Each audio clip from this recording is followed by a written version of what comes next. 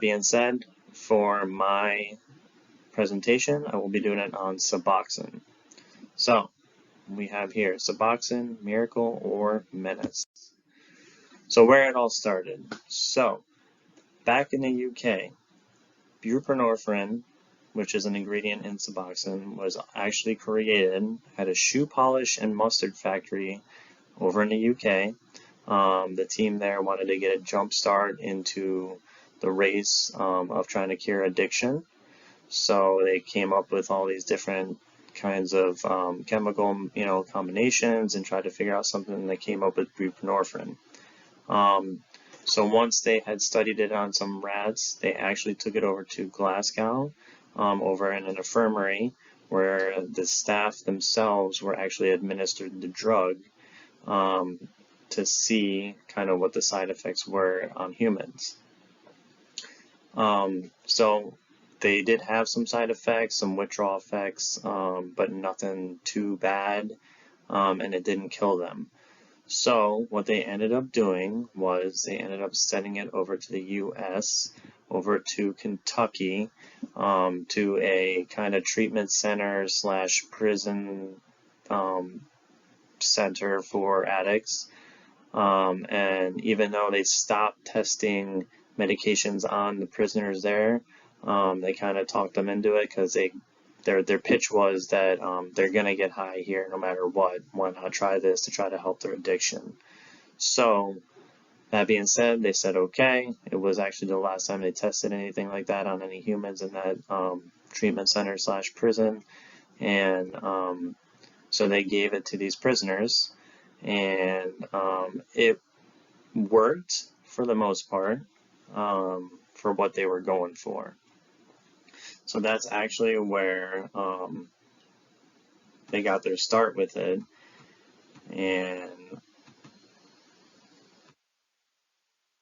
as they kind of watched to see what happened, they seen that that alone wasn't doing the trick though, because the buprenorphine itself has an opiate effect, so it ended up getting abused by the prisoners, and they were just getting high again and becoming addicted on that.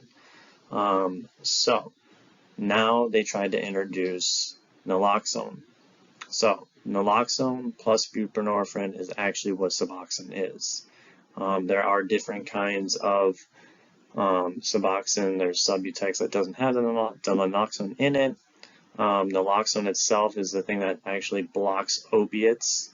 So if you take a Suboxone and then you go and you try to do heroin or you take a painkiller or something like that, that you won't get the effects. And that was kind of the idea behind it, was it was supposed to deter you from using other drugs. So we got that started there, and like I said, it was actually the last time they tested it on any patients there, because it was, this was a little while ago, and they didn't really want to keep testing on patients there. Another quick fact that I didn't learn about it. So when it was created back in 1966, and the scientists there were trying to come up with something that was less addictive than morphine, and for that they came up with the buprenorphine in the shoe polish factory. Their idea was that morphine is a stronger opiate, so they wanted to come up with something that had a less severe withdrawal effect, because buprenorphine itself is actually an opiate. So a little misleading in today's world. You have a bunch of heroin addicts and opiate addicts that get prescribed this Suboxone as kind of like a miracle drug that will get you off of opiates. But the truth is that it's actually an opiate itself. It has the same effects that an opiate does. Okay, so here on this slide, I actually came up with some common myths that were debunked, including involving Suboxone. So one was that you can't take pain pills while on Suboxone, and that is a myth. You can actually take painkillers while on this method of medicated assisted treatment. if the dosage is high enough, it will not only hit the ceiling effect, but you'll also be feeling those awful withdrawal symptoms. So if you take an opiate and then you take a Suboxone, because of the naloxone in there, you will go into a precipitated acute withdrawal symptom. And that is no fun, that is severe, that can be life-threatening. But if you take out a Suboxone and then you decide, oh, I want to take painkillers, the idea was that you will not feel these effects, so that's why you would take it. But in actuality, if you take enough of it, you will break that ceiling of the Suboxone and naloxone, and you will feel the effects. Another myth was that you can't get high on Suboxone, and in actuality you can. So drug abusers have found ways to work around the naloxone and get the high that they're chasing. So I know that you can take high amounts of Suboxone and get the effects because, like I said, there's a buprenorphine in there. The buprenorphine actually acts as an opiate. So you may not be able to take other opiates on top of it and feel anything, but you will be feeling effects of an opiate if you take enough of the Suboxone. So another myth here we have, Suboxone cures everyone. The success rate for Suboxone is actually around 35% at a year out. So not too great. I actually work in a treatment center. They do provide Suboxone maintenance program there. And what I tend to see is that these clients that get on this Suboxone maintenance end up coming back to treatment a few months later to try to get off the Suboxone because and they actually need a medicated detox to get off Suboxone because it is a strong enough opiate that if you do just stop, you will get the same withdrawal symptoms. Sometimes people say it's worse than just getting off of anything else because the half-life in Suboxone is very high. One of these other myths, kind of a dumb one, smoking cigarettes prevents absorption of Suboxone. This is absolutely no specific scientific data to support this rumor. It's just simply ludicrous. You can definitely smoke cigarettes and still get these get the effects of the Suboxone. So here, I just wanted to kind of throw in a doctor's point of view on this. It says we have to address the problem, not just the symptoms. It says there is no way your brain chemistry can heal while on buprenorphine, says Dr. Scanlan. You are continuing to give them a narcotic and further solidify their belief that they need to take something to get through the day. Like I said, I work in treatment. When you are coming off of high amounts of opiates, they do supply the Suboxone to handle the withdrawal symptoms. Given in a proper dosage and a taper, that seems to be very beneficial. On the other hand, these clients that end up taking the maintenance route where they're taking Suboxone every day, now they think they need to take Suboxone every day, and now they're just hooked on Suboxone. Like I said, they end up coming back to treatment just to get off the Suboxone. So what are we really doing with the Suboxone? Is it helping? Is it not?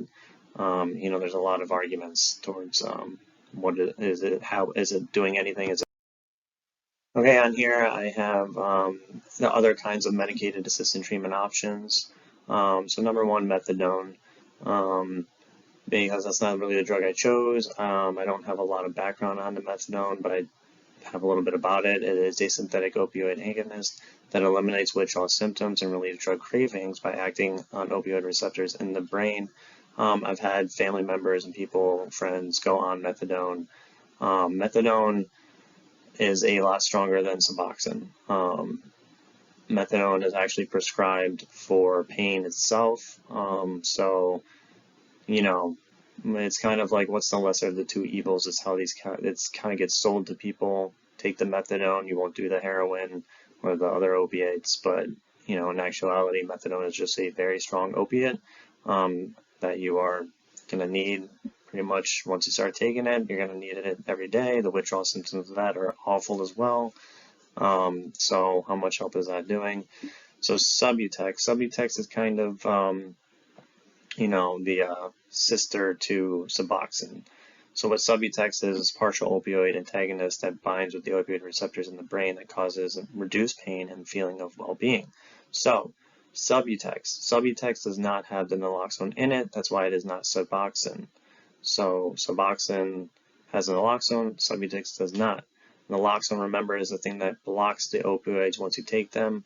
So if you are prescribed Subutex, you can actually take an opiates or heroin or any kind of opioid and still feel the effects as well. So, again, Subutex is kind of just one of those things that's like a lesser of the methadone. It's, they're giving it to you, but it's still doing the same things that the opioids were doing to you.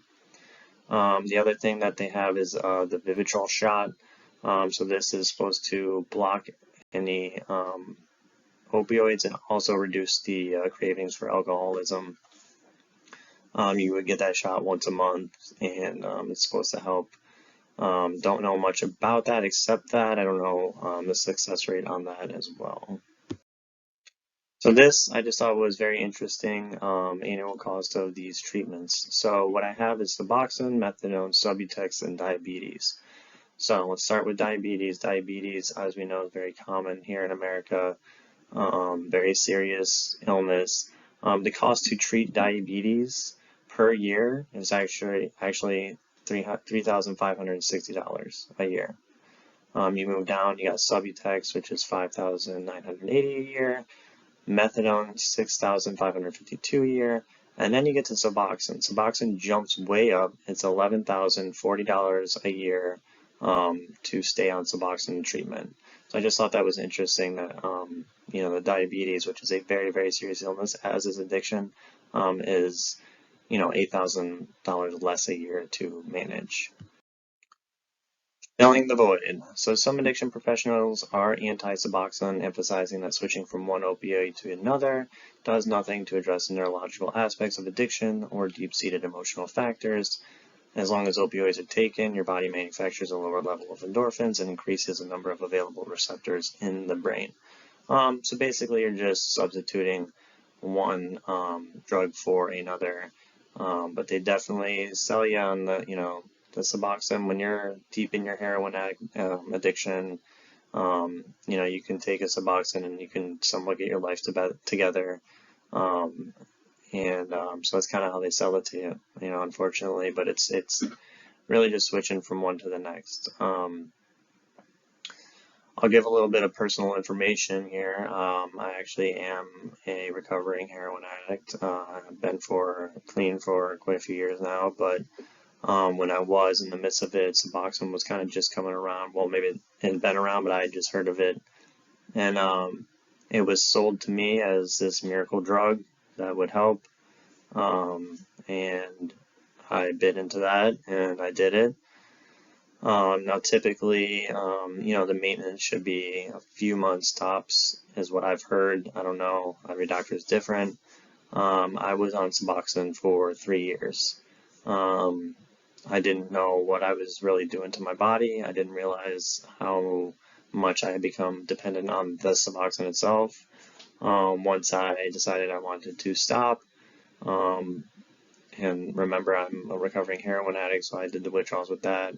I can contest to my own experience that coming off Suboxone was brutal. It was awful, and it took me about 2 to 3 weeks to, fully withdraw off it. So my stance on this is that I don't agree with the maintenance portion of it. I do agree to supply it in treatment centers and detoxes and stuff like that to, ease the withdrawal symptoms of coming off, but on a very low taper, it seems to be okay. But as far as, these maintenance programs, I don't agree with it. I feel that we are just switching one to the next and, and working in the addiction field, addicts are addicts and they will be addicted to whatever they're doing. So if you give an addict Suboxone every day for months, they can't just stop taking the Suboxone on their own. They're going to need it, because now their brain has been wired to need it and not feel the withdrawals. Okay, well,